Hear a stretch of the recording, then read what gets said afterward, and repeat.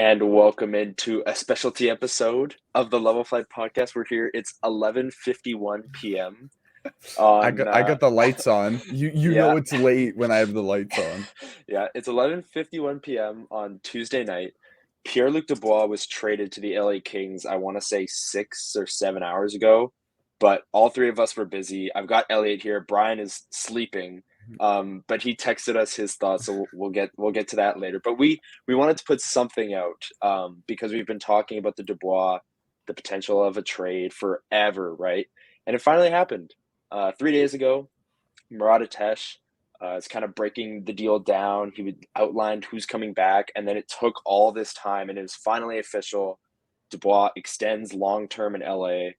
They get the pieces back. Elliot, what were your initial thoughts when you saw the full package come in? Well, first I assumed that the package was 3 forwards, and I thought that was already pretty decent for somebody who we know is not always been great at maximizing deals. But you have to think that adding in that second was pretty huge. But Yeah. I think you also have to think, I wonder if the deal took longer, just as initial thoughts here.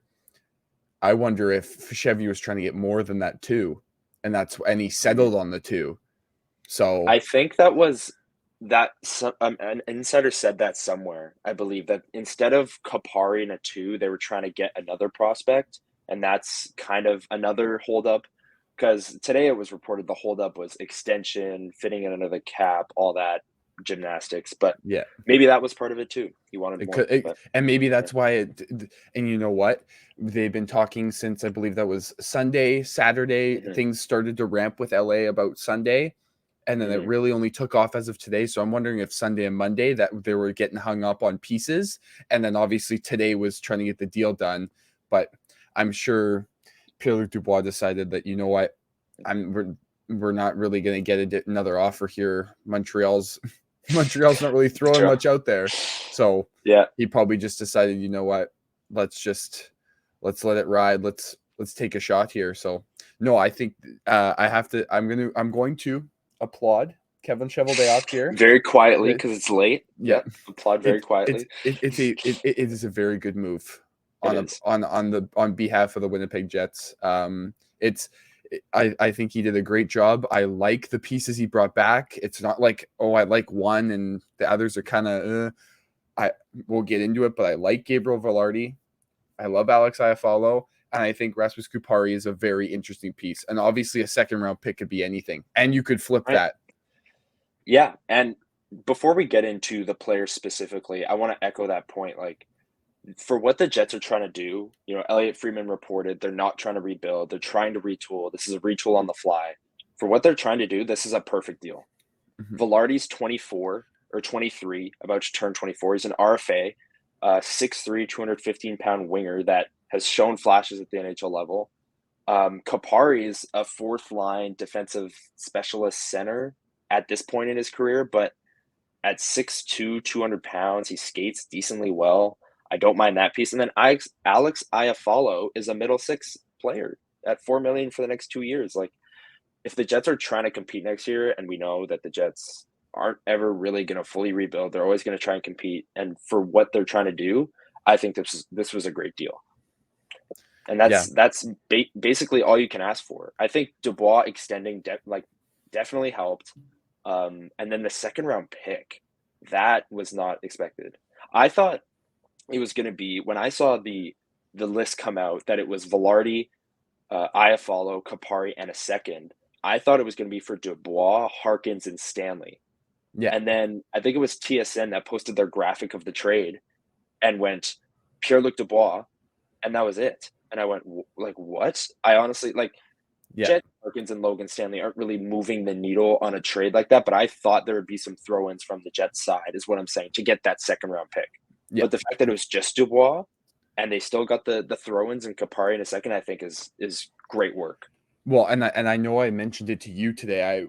Connor, Brian, and I were all texting throughout the day today, and I said I think that is very good signs that Pierre-Luc Dubois' value is this, and I know this isn't the episode to talk about. We'll probably be talking about it on when we record on Thursday.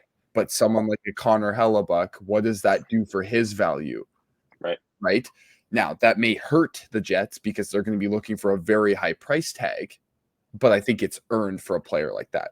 But Right. I definitely agree. There were rumors going around that Ville Heinola's name was getting thrown in there. Right. As Yes. Rasmus Kupari's name was thrown in there, people were automatically saying, oh, either Logan Stanley or Ville Heinola has to be, Ville and a pick has to be in the deal. That's why they're getting this done. That's why they're getting so many young pieces. So Yeah. I'm very, very surprised and very impressed that Chevy was able to get that sort of haul for one player, and all that player had to do was sign the extension with Winnipeg and get traded. Right. That Right. that Yeah. is unreal. I will say I'm a little confused on how Gabe Vilardi does not technically have to sign the extension so that he gets sign and trade, but I know Well, that's they expected. wanted him to sign with the Jets and then trade to get the 8th year, because you can only sign for the 8th year with the team that you're currently on, right? Got So it. if he got traded to the Kings and then they It would wanted to only be extend him, it would only be 7. 7, right? So Okay. that's why it's a true sign and trade kind of thing. Got it. Okay. Well, that Yeah, answers my question. there you go. So, Yes, and before we bring up Brian sent us a text, before we bring up his thoughts. He brings up a good point about the whole leverage thing. mhm. This was that for me is what makes this deal all the more impressive. Is we've been hearing for months, mainly from Canadians fans, but regardless, we've been hearing for months that the Jets have no leverage when it comes to Dubois because he only wants to go to Montreal, and everyone knows it.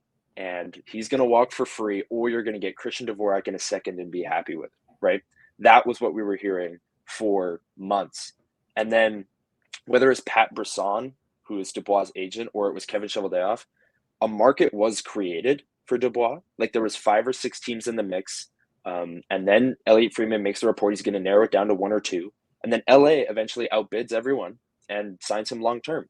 Yeah. So props to Brisson and Cheveldayoff for creating leverage and creating a market, because months ago we were saying they don't have a market. They don't have leverage because all he wants to do is go to Montreal. And then obviously that was proven wrong because he signed for the next 8 years in LA at 8.5 million per, which I don't know. I wouldn't say that's a little high. If he reaches another level, I'd say that's good, but they need a backup plan after Kopitar retires. Kopitar has 1 year left, so I'm assuming that's what this is. He's going to be their number 1 center once Kopitar leaves, but hey, you know what? You got to pay up. But yeah, I definitely echo that. I think obviously we talked about Chevy having patience and having to wait for the perfect deal. He always has patience. And If you anything, know what? he has patience. And you know what? I know we bashed him about it, saying you waited too long, you didn't get a deal done. Obviously, we made comments at the trade deadline and other episodes, but look what happened. He was patient. Obviously, like you said, he created leverage, and I don't know, maybe Pat. I know Chevy obviously has to make the deal, and he has to make the pieces work because Pat Brisson can't say, "Hey, you should trade so and so for so and so." Like he's just the agent. But it seemed like he pushed to PLD quite hard. Hey, you like nudge, nudge. You want to go to LA, and so I'm gonna have to say that I think Pat Brisson has a little bit to do with this deal getting done because he's nudged PLD in that direction, told him it's a good place to be. I'm assuming called the Kings and said, "Hey, I know you need a center. I'll get my client on board, and if you're all in on him, then let's go all in." So he did a fantastic job. If I'm any other young NHL player, I wouldn't see why you wouldn't want to have Pat Brisson as your agent at this point. Exactly. Because this is not the first time he's done that. It's just what he does. It's just what he does. He's just that good. So, but yeah, I think that's about it for just general talk. I think might be time to let's get Brian's thoughts in here before absolutely. we move on to. That's what I was gonna say. Get Brian's thoughts in, and then sure, yeah. So Brian texted to us. He said, "Pass a message on to the people from me. Quote: I love the deal. Backed into a corner, no leverage, no sweat. I rag on Chevy a lot, and a lot of the time it's warranted, but this was a massive dub in all caps. Love Vilardi in the game he plays. I think Iafallo is useful, and Kupari needed a change of scenery. The Montreal second is pure comedy. That has been your analysis, courtesy of Brian, who is likely asleep while recording this. Boom. Imagine that in Brian's voice, and that's his initial thoughts on the deal. Yeah. He still found a way to get in there. I love it. Absolutely. Well, we couldn't let him not be in the episode. There was no way. Exactly. This is too big of an episode. Exactly. And at this ungodly hour, I don't even blame him for being asleep. Yeah. He's a busy guy. Yeah. Before we get into what we like from each individual player, I want to go back to what you said about patience. The Jets have been linked. This is kind of off topic. The Jets have been linked to Travis Sanheim. And I just want to bring up one thing about Sanheim. He has trade protection that kicks in on July 1st. And the Flyers do not want to be on the hook for his contract that is like for the next 6 years or 7 years at $6.25 million. It was reported today that there haven't been any more talks between the Jets and the Flyers.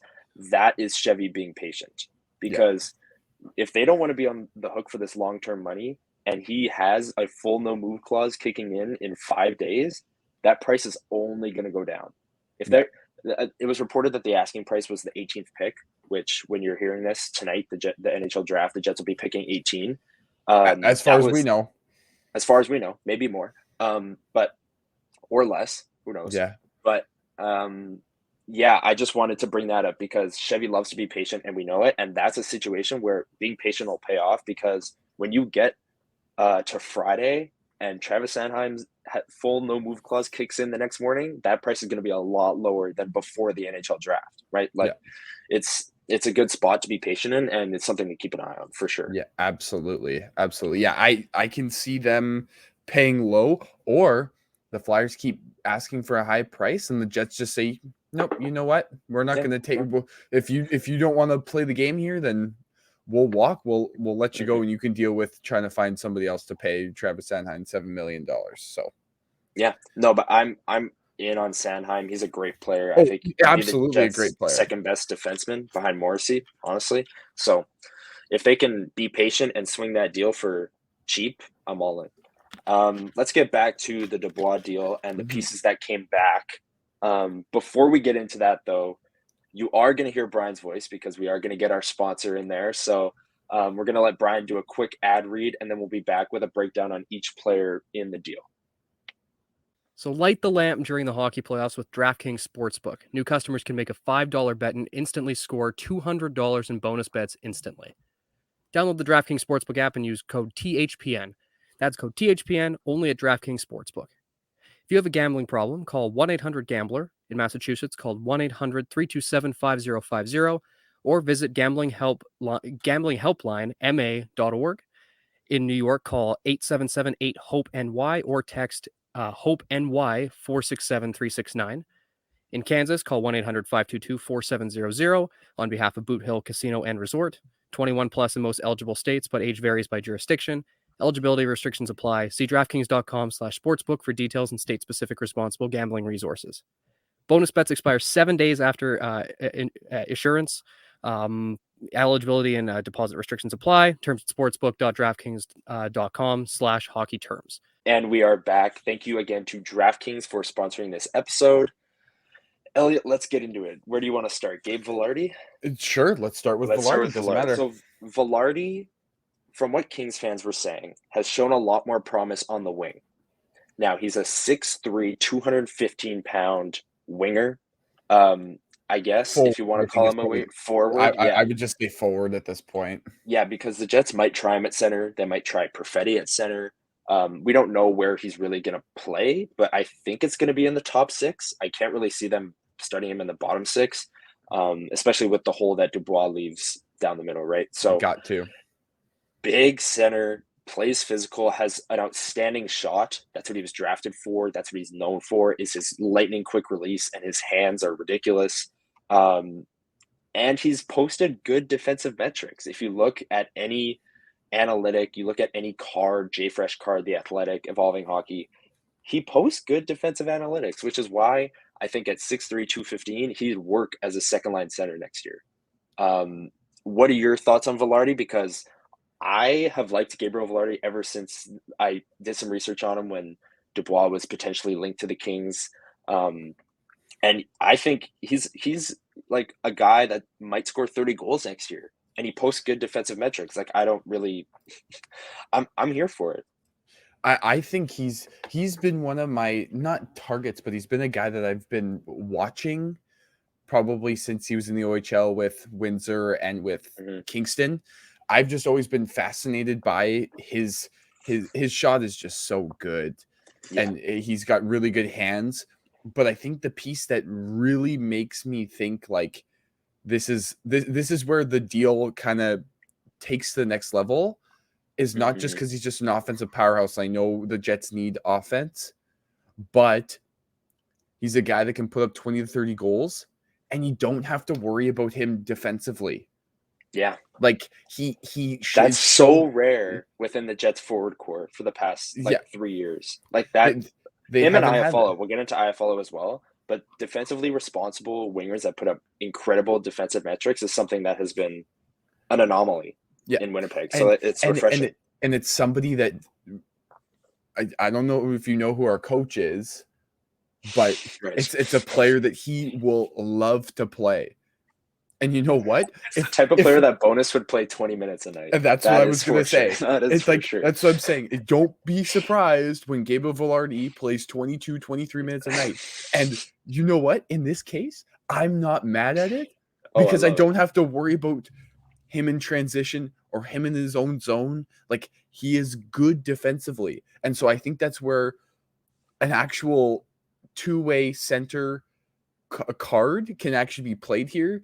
Because you know he broke out this past year, he scored 23 goals, he had 41 points, obviously only played 63 games.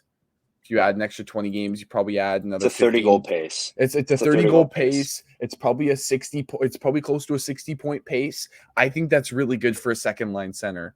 And you have to expect at him at 23 that he's only going to get better, right? So I think obviously he is the main piece of this deal, but that's why. And he is the exact player that the Jets have needed. Yes, his offense is the thing that shows to everybody, but it's the defensive part that the people that are really locking in on, like people that are really that follow the Kings and follow the Jets, that's what everybody is locking in on. That he's a two-way center. And I'm sorry, the Jets don't have a two-way center on the roster. They have offensive guys. They've got all defensive guys, but they don't have a guy who does it the full 280 feet. Or is it 280? Yeah. 200. Like 200. Sorry, 200 feet. You know what I mean? Either way. The entire... I got it. However many feet it is. It's late. It's late. I don't know. But the point I'm trying to make is he's really good responsibly on both ends and in the neutral zone. That's all that matters. And that's the best part. And Kings fans, respectful Kings fans, were just pointing out the fact that he's shown more flashes on the wing, right? And I think it's worth giving him a shot at center. I mean, training camp is a few months away. Obviously, we're not going to see that and the line combinations going into training camp and stuff. But I think they'll start the year with him as a center because of what you mentioned, like and then if Mark Scheifele gets traded, he's almost forced to be a center because Adam Lowry's not going to be our first line center, right? So Gabriel Vilardi is going to have to be if Scheifele's on the move. We'll see. There's a lot to be desired there, but all the points you said, I am 100% here for. Defensively responsible centers, give it to me, and a guy who could score 30 goals. Like that's legit. Let's move on to Alex Iafallo, who I believe is 29 years old. He's got 2 years left at $4 million per. Middle six winger, another guy that posts really, really strong defensive metrics. He's going to kill penalties for the Jets. He's going to be on the top penalty kill for the Winnipeg Jets. And he put up a decent amount of points last year. I think it was 36 points in 59 games. It was. You are on point. I just finished writing an article, so it's all fresh in the mind. No, but he adds a bit of a scoring touch, and that's another thing with this trade is the Jets are going to have more balanced lines. But here we are again with another player that's going to be defensively responsible. Whether he's playing on Adam Lowry's wing or if he's playing with Mark Scheifele or if he's playing with Gabriel Vilardi and Nikolai Ehlers or Kyle Connor, he's the kind of guy that's going to break up plays in his own zone and make life easier on whoever's in net for the Jets, right? Because it might not even be Hellebuck. So many question marks, but Yeah. Iafallo is a guy that if you're trying to win now, really, really valuable middle six piece. And another thing is you can flip him. There's been talks that they're not. I don't think they're looking to flip him right now. I thought I saw that on Twitter. Yeah, maybe. I did, and I think I retweeted something. There was talk as soon as the deal was done, like 15 minutes later. I'm not sure. I'm not going to put names out there, but I believe it was a larger named like national reporter tweeted out saying that the Jet. I believe so. Yeah. Somebody sent something out saying that they were already shopping him, which I thought was a little crazy. I don't know. Yeah, I left a comment and said they just got him. It's not like he's a huge piece to another deal, which maybe he is, but I don't think he would be. You'd look to flip him at the deadline, either this deadline or next deadline. I think with given his age, contract, what teams are looking for at the deadline, I think that's where his value will be the highest. But as he's a member of the Winnipeg Jets, and I think he will be, I don't know if they'll flip him, but we don't really know. I hope he shoots up for at least a good chunk of the regular season. I would hope so. But he's the kind of guy that whether he's on the third line with Adam Lowry or he's up in the top six with some gifted offensive players, he's going to fit anywhere in the lineup and thrive there.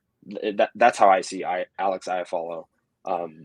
What were your initial thoughts when you saw him in the deal, and what are you expecting next year from him? I was super excited. I've been a huge fan of his. I've always loved his defensive game. He's always been really solid.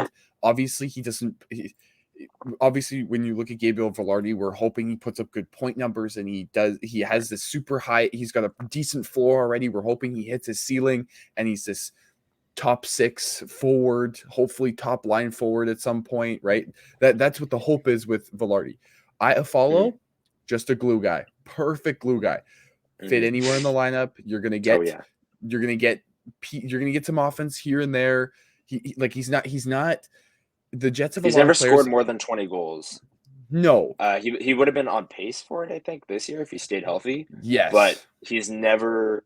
His career high is 17 in goals. His career high in assists is 26. Yeah, hit 17 twice.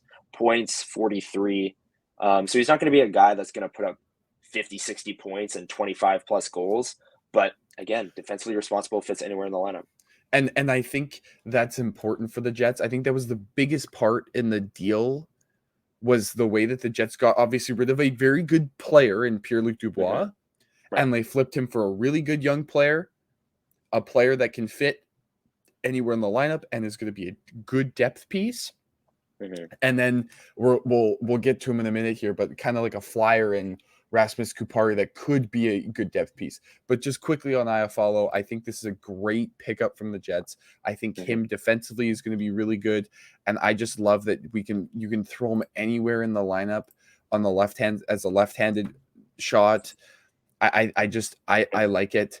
I don't think that it's not a flashy move, and I know the Jets already have a lot of defensive players, but they're more quote-unquote grinders and guys that like to dump and chase the puck, and they kind of play defense, and they kind of fit on the penalty kill because you have to play them there. This is a guy that's going to be defensive. He's on the penalty kill, and you're going to get a little bit of offense every once in a while, and I think that's a plus. So I just think I'm a huge fan of his, so I'm really glad that he's on the team. I think he's exactly he's the exact player that the Jets love or like want just on their roster, and they want more of them, and I'm glad that they've started with Iafallo. Yeah, and at 6 feet 200 pounds, he's not like small. I'd say like that's not tiny. He can be physical. I think picking him up, it like you said, it's not flashy, but it's a good move. Let's move on to the flyer that you mentioned in Rasmus Kupari. Just looking up some of his stats here, 15 points in 66 NHL games last year. They sent him down to the AHL at the end of the year, or maybe it was at the start of the year. I don't know. HockeyDB, it's either higher or lower. I'm not really sure. But he had 9 points in 11. He had 9 points in 11 AHL games. He is a 6'2", 200-pound right shot center, 20th overall pick of the first round in 2018. And this, given the stats I mentioned, clearly he hasn't hit his stride at the NHL level yet. But I was saying to you earlier, I Mhm. need to figure out what is wrong with Rasmus Kupari because his defensive metrics are actually decent. And I don't know if that's an LA thing or if that's him. Um, but if you look at his defensive metrics, they're actually like they're all right. And then obviously the offense isn't there with 15 points in 66 games. But I see some of the clips, the goals he's scoring. It's like him on a Y breakaway. He's flipping it far side over the yeah. shoulder of Marc-Andre Fleury. I'm like, this is like a gorgeous goal, and he's a good skater for his size, for sure. But going into next year, I think he's nothing more than a fourth line shutdown center. Mhm. Don't expect him to come into the top six anytime soon. Like that would be an ultimate like gamble, and that would pay off if he ever made it into the top six. But him being a fourth line shutdown center that can, I don't know, he's a good skater, posts decent defensive metrics. That's what the Jets have had mainly as their fourth line center for the Yeah. last couple of years. So I don't hate it. It's a flyer. It's a 20th overall pick in 2018.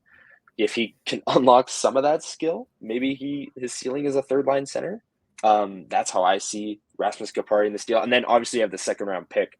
If you kind of conjoin those together, that's a good asset in one. But what were your thoughts on when you saw Rasmus Kupari in the deal? There was lots of other names thrown out there that obviously they were saying that there's going to be another player involved, and Mm-hmm. I'm looking through the list, and it was kind of okay. Well, we're not getting Byfield anymore. No, Eric Dolan, not really. No. Turcotte, Lazat, right? And so the name that did jump out was Rasmus Kupari, and Mm-hmm. so getting him, I think, is like you said. I'm hoping come training camp he looks at fourth line center. Obviously, we have a couple guys that are probably going to be trying to fight for that spot. Gustafson and Stenlund like if they bring him back. Right. absolutely. And so there's a couple guys as long as they don't walk. So my initial thought, and I think I said this to Connor earlier today, I wouldn't be also surprised if the Jets decide to send him to the Moose to begin the year Mm-hmm. and see if he just explodes. And then Yeah. they decide to call him up, or they start him at the NHL roster. He's not really working, and they go, you know what? We've seen Gustafson or Stenlund play really Yeah. well or play pretty well at the NHL level. Let's get Kupari some more time. So I wouldn't be Yeah. surprised at 23 years old that he plays with the Moose a little bit. So And on the Moose seat, like what they would do there if they were to go that route is they'd play him on the top line, they'd play him on the top power play, they'd play him on the top penalty kill. They would give him 23 minutes a night as the top line center, maybe with Brad Lambert on his wing. I don't know. yeah, Like you so never know, right? With maybe the to see Moose, you if they never could know. unlock his offensive potential. And and Right. and Give him and, some confidence. and I Yeah. know we're trying to placehold guys and put guys in spots right now, Mhm. even with the roster in flux. But guys like Brad Lambert, you have to think about Chaz Lucius, you have to think about, right? So guys might get beaten Mhm. out for spots. Right. Like Kupari may come in and they may think, oh, he's fourth line center. And I don't know, maybe Brad Lambert comes in, he plays center for the Jets in training camp, looks great in preseason again. And the Jets go, well, we kind of have to send Kupari down now because somebody Mhm. jumps out. So as much as we're like, obviously, Gabe Vilardi is a lock for the top six. Iafallo, we don't care where he plays as long as he's in the Middle lineup. six somewhere. Yeah. Yeah. So as long as he's in the lineup, I don't care. Right. So Yeah. realistically, he adds that adds depth. Kupari is the only wild card because you also have to look at the other Mhm. prospects the Jets have drafted and played well. And so you kind of Yeah. have to. I honestly would, even after how he played in training camp, I'd even throw maybe Danny Jilkin into the mix, at least getting Yeah. a look. Right. Yeah. Obviously, that's a different conversation for a different time. That's a couple months down the road. But just to throw that out there, that yes, we're Mhm. throwing Kupari in at fourth line center, but that's why I bring up for him to get sent down to the AHL. He Right. may have to spend some time there just because the Jets need to figure out what the heck they're doing with the rest of their roster as their Yeah. other prospects come up. I think a best case scenario for Rasmus Kupari starting next season is an Iafallo Lowry Kupari. Like they move him to the wing, they run that as their third line, and it's just an ultra shutdown line that matches up against the other team's top line. That plays like 16 minutes a night because bonus, like you can lock Adam Lowry in for 16 minutes a night. But Yeah. um, I think having an ultra shutdown line that maybe Iafallo and Kupari can find something, or they split up the offense a little bit and filter it down the lineup. But I think a best case scenario is maybe on Adam Lowry's wing for Kupari and just being in a defensive role. I think that's best case. Most realistic case, like we said, fourth line center. Worst case, AHL first line kind of thing. It'll be an interesting battle to watch in training camp between those names that you mentioned. Because David Gustafsson, if he can stay healthy, we've really liked his game here on the podcast. We've endorsed what he can do, and if he's able to stay healthy, that's not a bad fourth line center training camp battle. Here, just so that we put that out there, we mentioned Gustafsson, Stenlund, Chaz Lucius, Brad Lambert. Sorry, is that wait, no. Sorry, I keep forgetting Lambert is a center. Yeah. Well, because he played center. So sorry, Gustafsson, Stenlund, Lambert, Lucius, Kupari. Then you have to add in maybe Zhilkin. There's 6 guys there that are trying to fight for a fourth line center spot. And like obviously Kupari, I think, and Gustafsson and Stenlund are going to be given the benefit of the doubt over the younger guys. So the names you mentioned there, you're going to like Lucius and Lambert are going to have to wow out of training camp to be in the Jets lineup kind of thing. But absolutely. I'm more, of the names you mentioned, I'm more looking at the veterans because I think Bonus is the coach to go with a Kupari, Stenlund, or Gustafsson. Like not like Kupari and Gustafsson are veterans, but Lambert's like 19. So there's levels to it. But I just throw those names out there because you never know, right? Like did we expect Brad Lambert to even like get considered for an NHL spot last year? No, and Bonus thought about it. Like he had a cup of coffee and he had a cup of coffee about it and thought about it, right? And then he went, he spent time with the Moose. But either way. Yeah, no, I agree. I think that was a pretty good breakdown of all the names involved in this deal. Just quickly, we know what the Kings are getting. Pierre-Luc Dubois is a fringe first line, second line center. On a contending team, an elite second line center. Like if Kopitar's still there 1C, Dubois is like one of the best second line centers in the league at that point. So it's a good move for LA if they're really trying to build a wall down the middle there with now Kopitar, Deneau, Dubois, Byfield eventually. Like if Kopitar goes next year, then they still got Dubois, Deneau, and Byfield down the middle. Like they're set at center for a while now. So that's their thought process here. Obviously, we know how good Pierre-Luc Dubois was for the Jets. We don't really need to go into detail on what the Kings are getting. He's a good player. Yes, absolutely. He earned the contract that he got for sure. And unless there's anything else you want to kind of check in on, NHL draft tomorrow. It's been quiet on the Hellebuck and Scheifele front. Like there hasn't been many rumors. Today was filled with Dubois stuff though, so that's it was filled with other trade teams making cap space for players as well. Like, so there could be, and I believe, and I'm in the belief that there were deals made today, so that there could be deals done tomorrow, as soon as the draft starts. But we'll see. I mean, we'll see what the Devils do. They traded for Tyler Toffoli tonight. They traded Sharon Govich in a 3 and they traded away Blackwood. Yeah. So you kind of have to think if you're a Devils fan that maybe that's in the cards, but we haven't really heard much on the Hellebuck front, and I don't know if we will.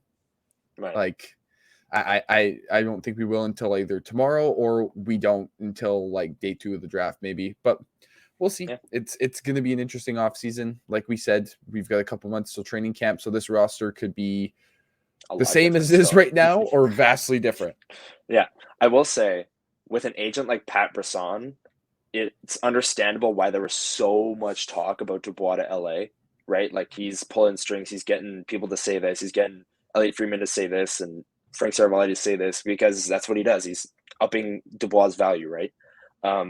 With Hellebuck, I don't know how his agent operates. This trade might just like come out of nowhere. It might just be Elliott Friedman, Hellebuck to New Jersey, boom, and that's all you hear. Yeah. It's like whoa, and then it's like the details come out. I think that's on the table, but we today, when you're hearing this and when we're recording this, because it's now 12:30, is the NHL draft. The Jets pick at 18. We'll see if they pick again. They make a move. Maybe they trade that pick away for a player that they really like. I don't know. We haven't really heard much. We did a draft preview last week, so if you didn't listen to that, check it out. We outlined a lot of names. There's going to be a lot of value at 18 that's basically what we settled on, a lot of forward value. And I'm excited. The draft is always fun. It's a start of a new era kind of thing. It's fun to potentially see prospects slide to the Jets because the Jets love to scoop up players that are sliding on draft day. So yeah, I don't know. Unless you want to add anything else, it's going to be a jam-packed week. We're also going to record Thursday morning. Yeah. After the draft to break down the pick. Be prepared for that episode to be long because we will probably going to be a long one. That's going to be big because we'll talk about the pick. We'll talk about other teams. If there was huge, I'm just saying this now. If there's a huge deal that doesn't involve, if it doesn't involve the Jets, we may talk about it if it's big enough to get talked about. So, but we'll see. Yeah, we'll definitely talk the pick. We might touch back on the Dubois. You'll give Brian more of a chance to express his thoughts. And then, if Hellebuyck gets dealt, if Scheifele gets dealt, that's all going to happen in the next 48 hours kind of thing. I'm not saying if they don't get traded in the next 48 hours, it's off the table, but it's kind of expected that this is the time of year that big trades happen. So we'll see. It should be a really fun episode Thursday. I can't wait. It's going to be lots of fun. I hope there's lots for us to talk about. I hope we're not going in there just with the draft pick. Yeah. We'll see. And watch, the Jets will pick once, nobody's traded, and they don't do anything else. Yeah. The only time you hear their name is when everyone else is talking about them on the draft floor and with the we're going to be analysts. chanting, run it back. Let's go. We're running it back. I'm going to be at the draft party at CLC. So I really hope I don't hear a hear it back chant going because I definitely don't think I'm going to be joining in. I don't want to be chanting run it back. I also don't think you can chant run it back when you potentially are trading away two of the quote unquote most important pieces on the team and trying to buy out your former captain. So I don't know. I don't even think it classifies as a run it back right now. Yeah. Even you traded Dubois and buy out Wheeler. I don't even know. That's kind of running it back. I don't know. If the defense doesn't change at all, I'd classify that as running it back. God, please don't let that happen. Anyways, let's get out of here. It's way too late. We gotta go. Sounds good. Enjoy the draft, everyone. Thank you for listening. This is a super fun episode. I love doing these spontaneous. Someone gets traded. We did this for Niederreiter too when the Jets acquired him. So these are fun. We'll talk to you guys. You'll hear from us Friday because we'll record Thursday post Friday. On draft day, I'll say go Jets, go. Go Jets. Let's do it.